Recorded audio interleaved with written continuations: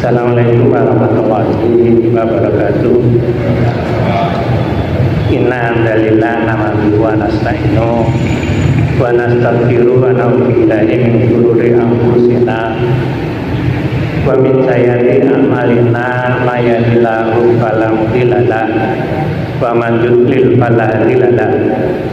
Asyhadu an la ilaha illallah wahdahu la syarika lahu wa asyhadu anna Muhammadan abduhu wa rasuluhu amma ba'd. Fa ya ibadallah usikum wa nafsi wa iyaya bittaqullah faqad fazal muttaqun. A'udzu billahi minasy syaithanir rajim. Bismillahirrahmanirrahim. Ara'aita allazi yukadzibu biddin fadzalikal ladzi yad'u yatim wa la ya'budu ala ta'amil miskin wa wailul lil musallin alladzina hum an salatihim sahun alladzina hum yura'un wa yamna'una ma'un sadaqallahu adzim. Alhamdulillah wa syukurillah, segala puji bagi Allah yang telah memberikan limpahan rahmat taufik hidayah, utamanya hidayah yang berupa Islam, utamanya hidayah yang berupa iman, dan masih banyak nikmat-nikmat yang lain, diantaranya hari ini, detik ini kita bisa merasakan nikmat yang diberikan oleh Allah yang berupa kesehatan, sehingga pulau panjenengan bisa rawuh dalam rangka kajian rutin di Masjid Ikhwanul Muslimin yang perdana. Mudah-mudahan rawuh panjenengan dugi kula oleh Allah dicatat sebagai ibadah yang insya Allah thalabul ilmi hari ini akan bermanfaat, utamanya bagi pribadi, umumnya bagi panjenengan ibu bapak yang dirahmati oleh Allah. Yang kedua, sholawat serta salam kita aturkan kepada Nabi Agung, Nabi akhir zaman, Nabi pamungkas. Mudah-mudahan kita bisa melaksanakan sunnah-sunnahnya sehingga nanti kita di yaumul qiyamah, di yaumul hisab, di yaumul akhir akan mendapat syafaatnya sekaligus masuk bersama beliau rahmatun jannahnya. Amin Allahumma amin. Ibu bapak yang dirahmati oleh Allah, saya terinspirasi oleh satu surah, yaitu surah Al-Ma'un. Sehingga tadi ketika saya berangkat, ini anak saya sedang melihat yang hari ini ada, kalau tidak salah, piala Al-Ikhlas ya. Saya berbesar kalau waktunya maghrib nanti sholat ya. Karena apa? Saya terinspirasi bahwa barangkali nanti anak saya itu termasuk orang yang lalai sholatnya. Ibu bapak yang dirahmati oleh Allah, relevansi dari puasa kita, Allah mempunyai target, satu diantaranya agar menjadi orang-orang yang beriman, orang-orang yang bertakwa, la'alakum tatakun. Konsekuensinya dari la'alakum tatakun itu yang pertama, satu, jangan sampai dengan sholatnya lalai. Yang kedua, gemar infak dan sedekah. Bahasa tulungagunnya tidak detail. Ibu bapak yang dirahmati oleh Allah, sekilas profil tentang Al-Ma'un. Namun demikian sebagai gambaran bahwa Kyai Haji Ahmad Dahlan itu ketika mengajarkan santrinya untuk pertama kali yang diajarkan adalah surah Al-Ma'un. Mengapa demikian? Pasti beliau punya satu gambaran, ini adalah surah-surah yang sangat penting.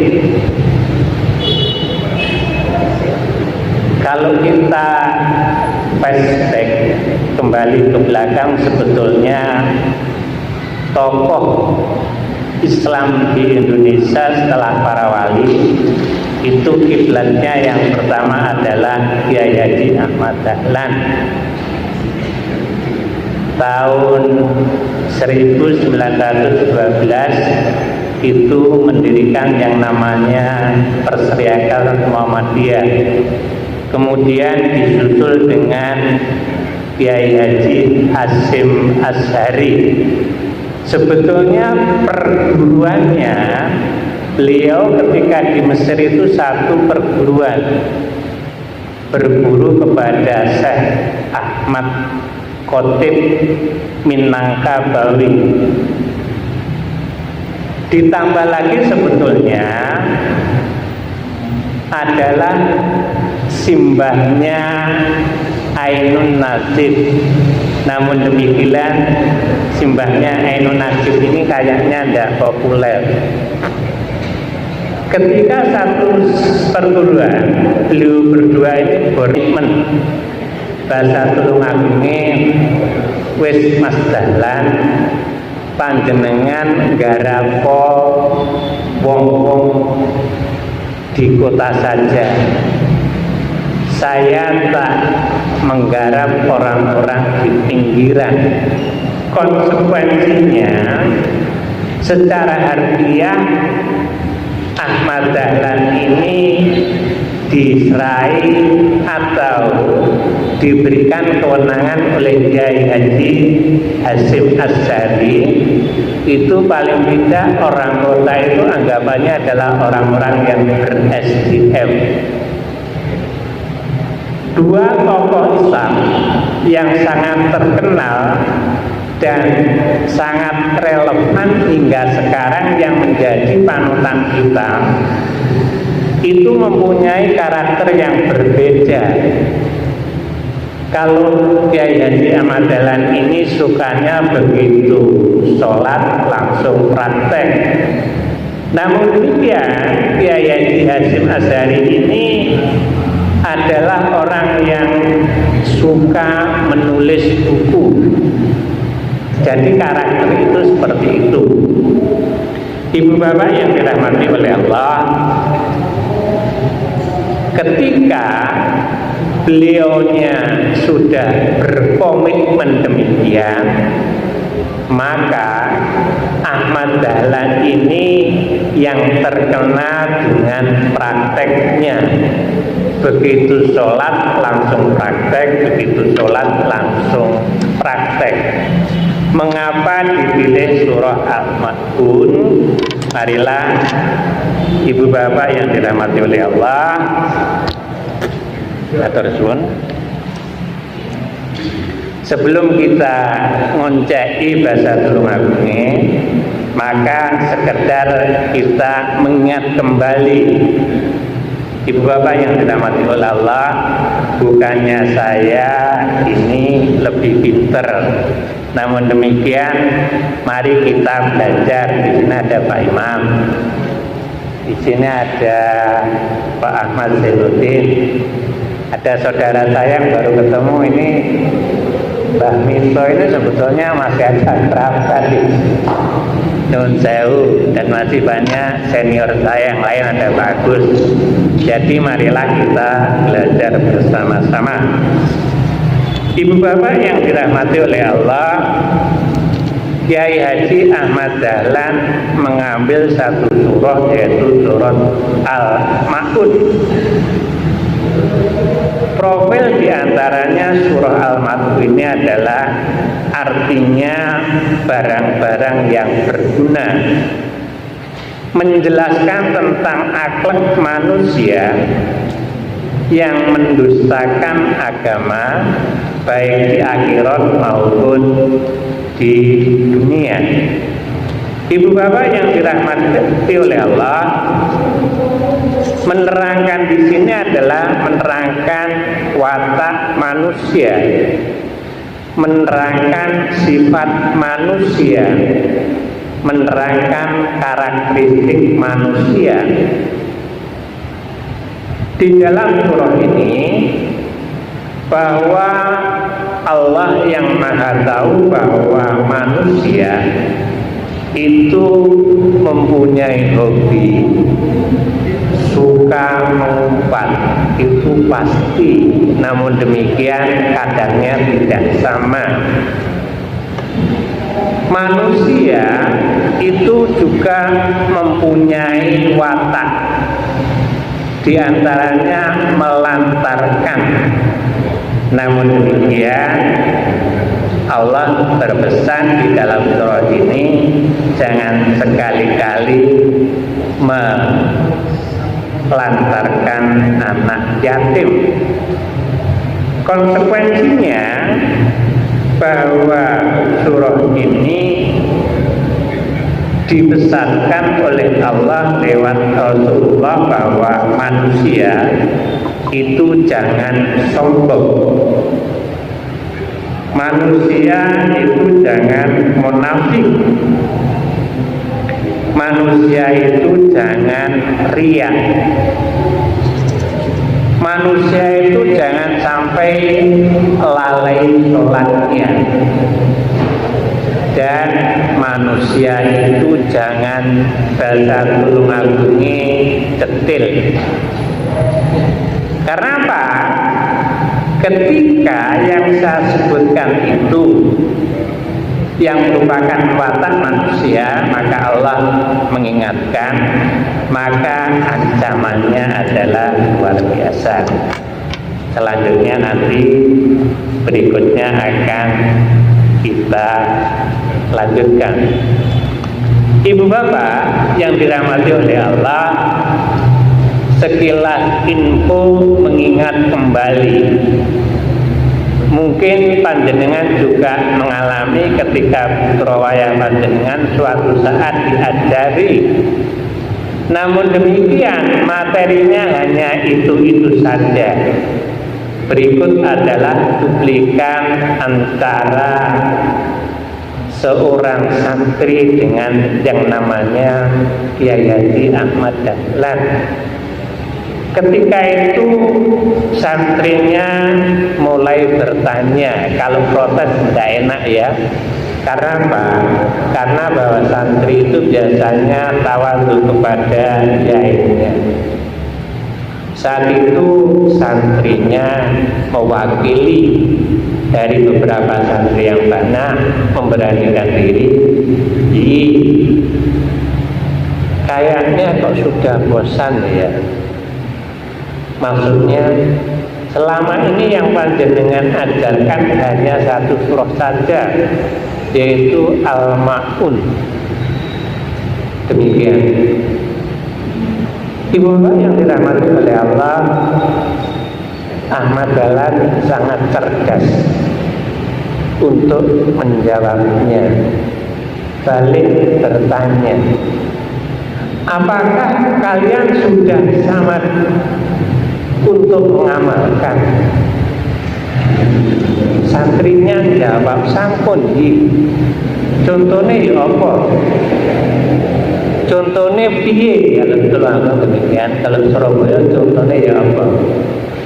Ketika sholat, saya selalu membaca surat ini dengan senyum. Sifat keguruannya muncul. Ahmad Dahlan ini melanjutkan, orang ngono lho, bahasa Lumangnya betul, gak ngono lho rek, Surabayanya begitu. Maksudnya yang disebut mengamalkan di sini, maka apa yang ada di dalam surat Al-Ma'un itu harus kalian terapkan. Artinya yang pertama harus kalian kerjakan, yang kedua harus kalian praktekkan. Paham? Kemudian mewakili beberapa santri sekaligus mereka melangkah.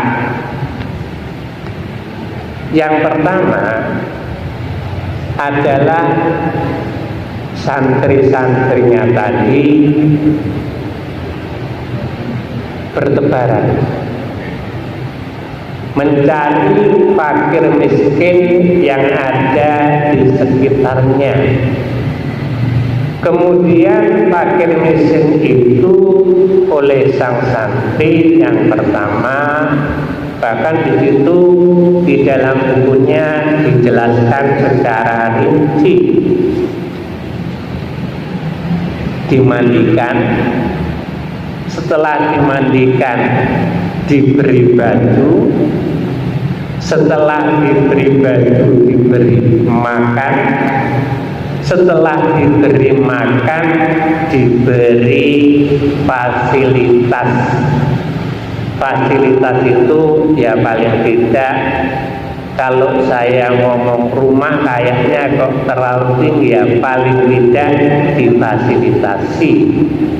Pertanyaannya ibu bapak yang dirahmati Allah, apa ada perbedaan antara santri zaman sekarang dan zaman dahlan? Logikanya bahwa para santri itu adalah santri-santri yang mampu kayaknya, karena di situ sangat jelas dicari orangnya, kemudian dimandikan, diberi makan, diberi fasilitas. Nah, disitulah kelebihannya dahlan. Lain dengan yang namanya Hasyim Asy'ari. Saya mengutip dari YouTube-nya Adi Hidayat. Dua tokoh Islam yang sampai sekarang dibuat panutan ini sangat berpengaruh di masyarakat.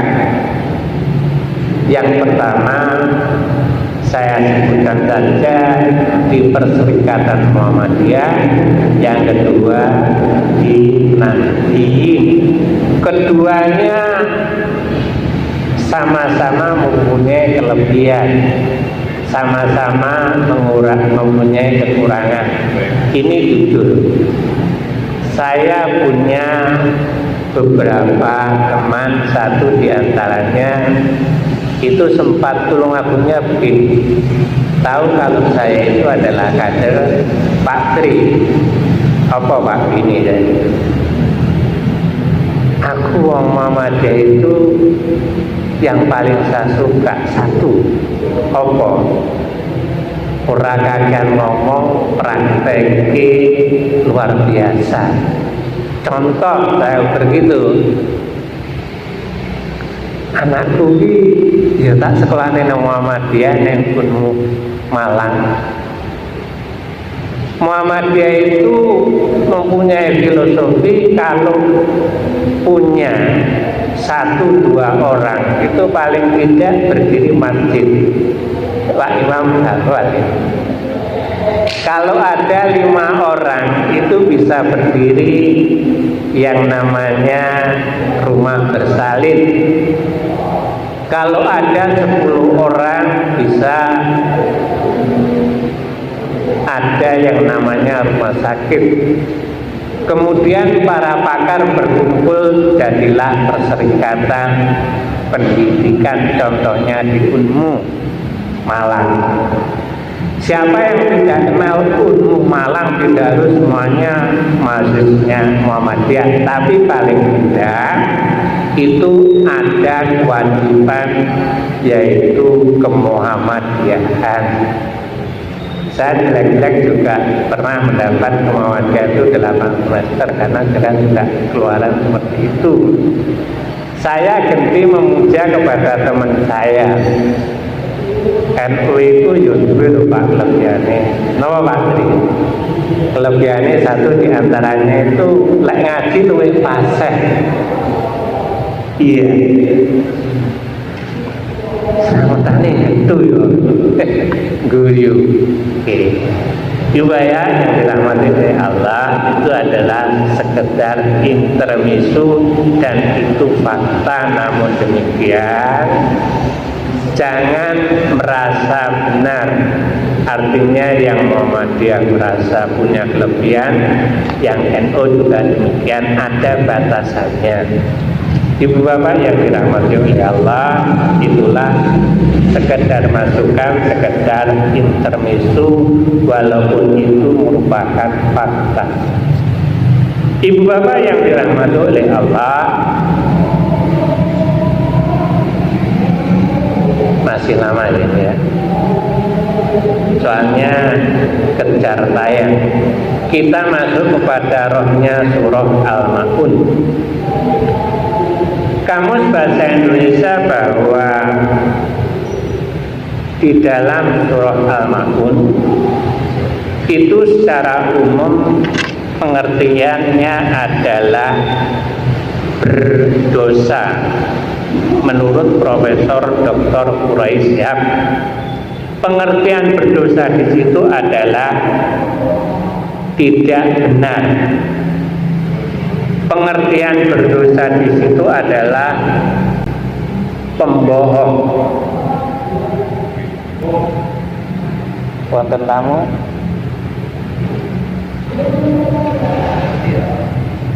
Sinten Mas? Oh Pak Minto. Monggo Pak Minto, saya lanjut. Ibu bapak yang dirahmati oleh Allah, pembohong yang menganggap bohong, kemudian pada ayat yang pertama di dalam surah Al-Ma'un itu ditutup dengan fitin, yang kesamaannya adalah al-din, maksudnya adalah agama. Sehingga apa? Konsekuensinya berarti pembohong yang dimaksud di sini adalah orang-orang yang berbohong kepada agama.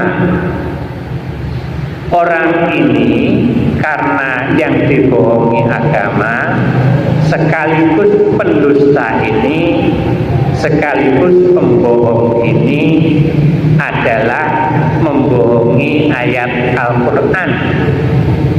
Al-Din tadi, Al-Din adalah agama dari Din. Maka karena yang dibohongi agama, maka sekaligus pendusta ini, katanya profesor, berarti pendusta yang dimaksud adalah mendustai Allah. Pendusta yang dimaksud adalah mendustai Rasulullah, para malaikat, Al-Quran, dan tidak percaya adanya hari akhir. Na'udzubillah min dzalik. Jangan seperti tokoh yang sedang tren. Luang jelas bahwa hari akhir itu pasti ada, pasti hak, dan pasti terjadi. Contoh yang kecil, ketika kita meninggal itu kan merupakan kiamat kecil. Lu ngono ya iso ngomong. Dari ini sebagai peramal, naudzubillah min siapa itu? Panjenengan Patus Sitiamba. Ibu bapak yang dirahmati oleh Allah, itu diantaranya menurut surah Al-Ma'un itu adalah sudah pembohong besar. Ibu bapak yang dirahmati oleh Allah, karena yang dibohongi Allah, yang dibohongi para nabi, para malaikat, dan berbohong kepada kebenaran Al-Quran yang hak, maka ada dua sanksi bagi pendosa itu. Yang pertama adalah sanksi yang ada di dunia, kemudian naudzubillah tadi mungkin nanti di akhirat akan juga mendapat siksa.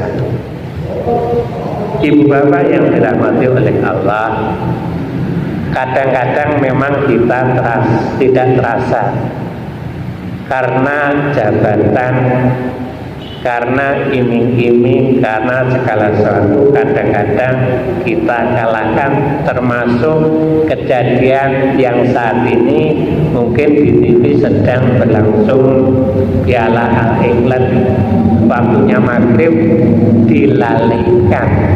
Itu menurut surah Al-Ma'un diantaranya adalah orang-orang yang lalai sholatnya. Ibu bapak yang dirahmati oleh Allah, fadzalikal ladzi yatul yatim,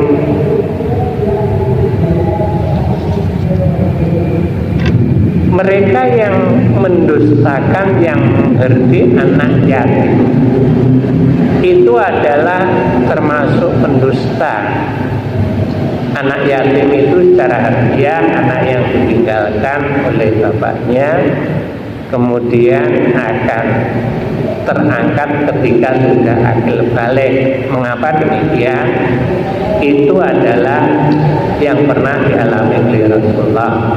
Saya yakin percaya panjenengan sudah sangat hafal tentang biografinya Rasulullah ketika masih di dalam kandungan ditinggalkan oleh bapaknya.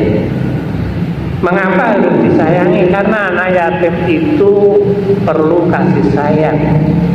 Jangan sampai diherdik, apalagi disakiti. Maka seandainya kita melihat anak yatim yang ada di sekitar kita, ketika kita diam, maka kita termasuk orang-orang yang berdusta agama.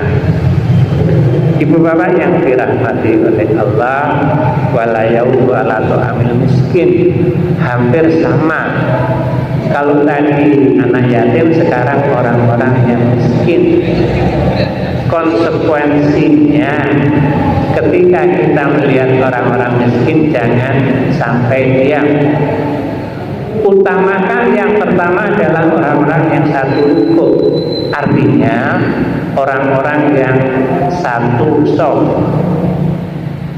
Kemudian utamakan orang-orang yang satu masjid mungkin. Utamakan kalau di dalam masyarakat, di tetangga kita yang terdekat. Saya pernah, maksud saya gini, Mbak Yu saya itu sebagai dosen di Unibro sana, kebetulan saya itu ke sana, kebetulan ada anak ngamen, anak masih muda, nyeletuk ke saya, jangan ngono dole, wong isih enom jaluk, wong isih enom kok ndak gelem nyambut gawe liya. Terus saya jelaskan, ngaten lho Mbak, tugas kita itu, kita jangan melihat siapa yang meminta. Ketika kita mengherdik, maka kita sudah sebagai pendusta. Saya terangkan secara rinci seperti itu. Oh, ya. Karena nanti sanksinya ketika kita mengherdik, itu kita termasuk orang-orang yang disebut pendusta. Ibu bapak yang dirahmati oleh Allah, fawailul lil musholin, artinya orang-orang yang lalai sholatnya. Orang yang lalai sholatnya itu saja termasuk orang-orang yang pendusta agama. Makanya saya tadi ketika berangkat itu kok eling ya, lihat sangat lali maghrib loh, kok asik nonton badminton. Karena saya teringat dan saya akan memberikan materi seperti ini. Orang yang lalai sholatnya saja, menurut versi Al-Ma'un ini, kita adalah pendusta. Pertanyaannya, terus Terus ya apa wong sing belas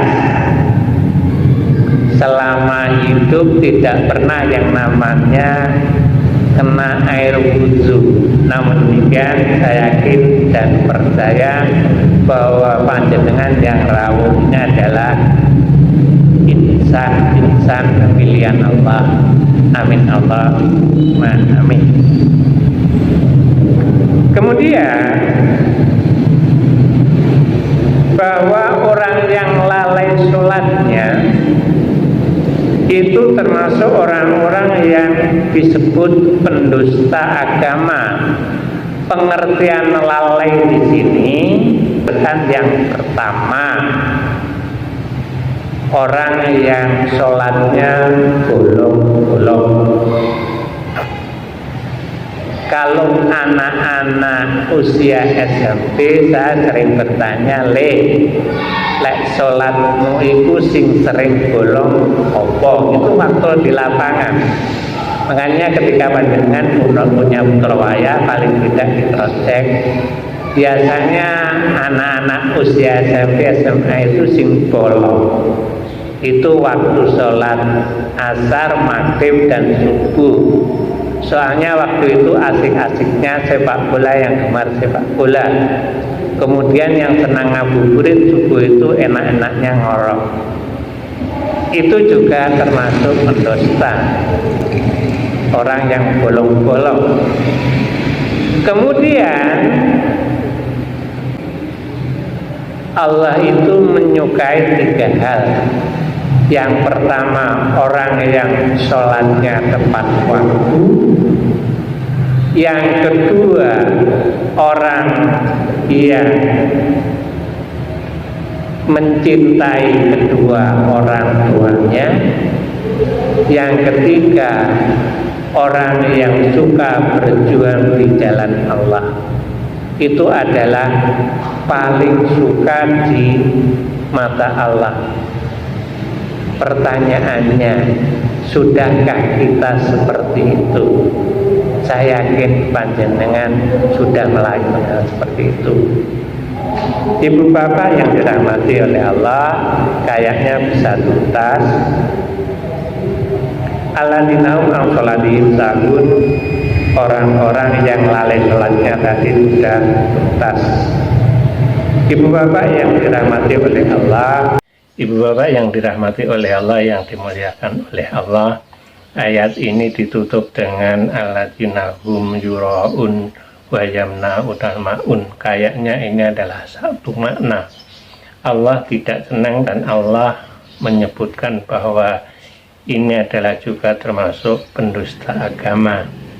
Tafsirnya salah satunya adalah bahwa orang-orang ini adalah orang yang suka pamer tentang ibadah sholat, bahwa ibadahnya hanya untuk senang dipuji, bahwa sholat atau ibadahnya merasa paling benar, dan orang ini mempunyai sifat-sifat yang suka pamer ibadah, terutama ibadah makdoh. Namun demikian mereka sangat pelit, mereka sangat cetil bahasa Tulungagung untuk menginfakkan sebagian rezeki untuk bersedekah dan lain sebagainya. Mudah-mudahan tema hari ini bermanfaat khususnya bagi pribadi, utamanya bagi pemirsa panjenengan jamaah yang rawuh di Masjid Ikhwanul Muslimin di Kompleks Taim Tulungagung. Kurang lebihnya mohon maaf. Akhirnya, Assalamualaikum warahmatullahi wabarakatuh.